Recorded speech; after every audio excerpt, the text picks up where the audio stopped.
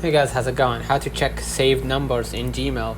So first of all, open up the Gmail app, okay, or the website. Access Google Contacts on the web. Click the Google Apps or the grid dot, and at the top right corner, select Contacts from the menu. On mobile, you can either download the Google Contacts app or access it via web browser. Go back to your screen and then go ahead to the browser and then just go ahead to Google.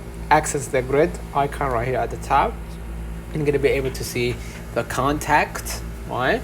And then you can go ahead to the contacts. You can view a list of saved contacts, and you can search for specific contacts or scroll through the list. Click on any contacts to contact to view details, including phone numbers, email addresses, and other information. So let me know in the comments if this video helped you. Don't forget to like and subscribe, and thank you for watching.